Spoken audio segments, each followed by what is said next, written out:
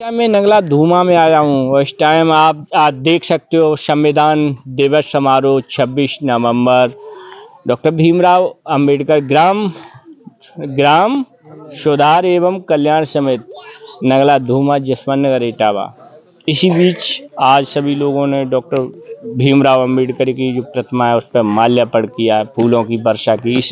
इसी बीच मेरे पास एक छात्रा है स्तुति, कहीं न कहीं पढ़ रही हैं। क्या कर रही हूँ इस टाइम?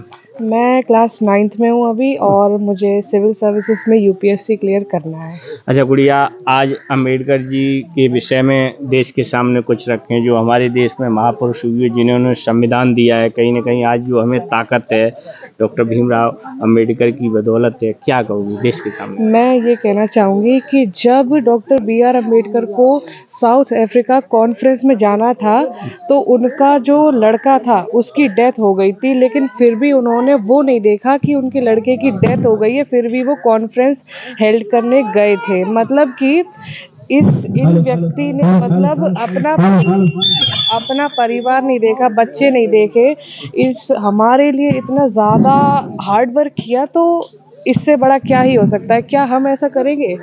हमें एक मीटिंग में जाना है, वहीं किसी की डेथ हो जाए तो हम अपनी मीटिंग छोड़ देंगे। क्यों? क्योंकि वो ज़्यादा ज़रूरी, लेकिन उन्होंने उसको भी इम्पोर्टेंस ना दे के अपनी कॉन्फ्रेंस करी और उन्होंने पूरे 60 कंट्रीज़ का कॉन्स्टिट्यूशन पढ़ के इंडिया का कॉन्स्टिट्यूशन ड्राफ्ट किया था। ये 26 नवंबर को हमारे गवर्नमेंट ने, इंडिया ने कॉन्स्टिट्यूशन को अडॉप्ट किया था और प्राइम मिनिस्टर नरेंद्र मोदी ने 2015 में 125th एनिवर्सरी थी डॉक्टर बी.आर. अम्बेडकर की, तब इस दिन को माना था कि हाँ, हम इसको 26 नवंबर को कॉन्स्टिट्यूशन डे बताएंगे। ये वो व्यक्ति हैं जिन्होंने अपना घर परिवार कुछ भी नहीं देखा, बस पढ़ाई करी पूरे दिनों रात। स्कूल में नहीं आने दिया, स्कूल के पीछे पढ़ाई करी, पानी नहीं पीने दिया, किताबें भी जला दी, फिर भी वो इंसान पढ़ा। मतलब कि हमें अगर आगे बढ़ना है तो माला चढ़ाने से या फिर उनका नाम जपने से भगवान थोड़ी है वो। पढ़ने से, जॉब लग के दिखाने से तभी कुछ होगा उनका कल्याण, तभी हम कहेंगे कि हाँ, हम डॉक्टर बी.आर. अम्बेडकर के बताए हुए रास्ते पर चले। अच्छा गुड़िया, आज डॉक्टर साहब को पूरा देश याद कर रहा है, डॉक्टर भीमराव अंबेडकर जी को। क्या कहोगी आप देशवासियों से कि इनके बताए बनाए हुए रास्ते पर चलें, इनके पग चिन्हों कैसे कहोगी?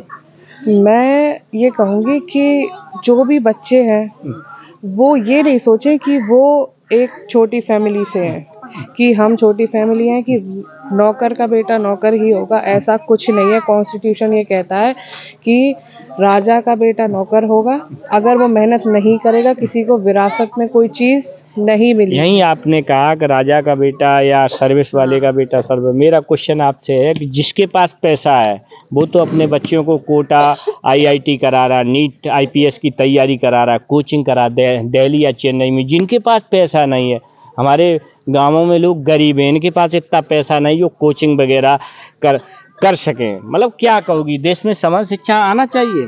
हाँ, आना चाहिए। तो जो बच्चे नहीं पहुंच पा रहे हैं, एक लड़का है बिहार का सोनू, उसके पास भी पैसा नहीं था लेकिन उसको आगे बढ़ना था, उसके पास जुनून था, तो फिर वो गया, उसने सीधे सीएम से बात करी। अपनी जब किसी के अंदर जुनून होता है ना, तो फिर वो कुछ भी कर सकता है। ऐसा नहीं है कि वो गरीब है। ये आप देश में देखिए, जिनके पिता जॉब में लगे हैं अक्सर वही बिना के बच्चे ही जॉब में पहुंच रहे हैं। किसी किसान या गरीब मजदूर के बच्चे सर्विस पर नहीं पहुंच रहे हैं। क्यों पहुंच रहे हैं? बिल्कुल पहुंच रहे हैं।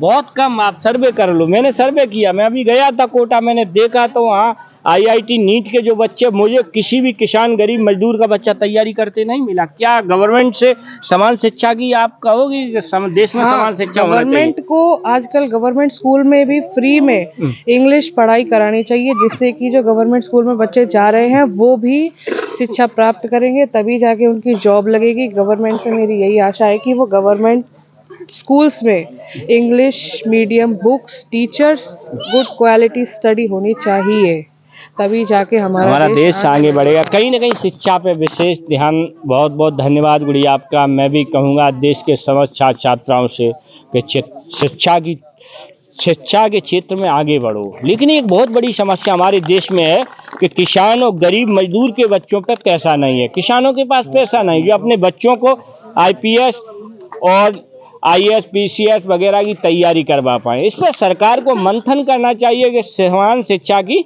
नीति लेके आओ। बहुत बहुत धन्यवाद। काटो ए गुड़िया, 1 मिनट आधी मिनट और दो। एक और इंटरव्यू हम आधा मिनट का।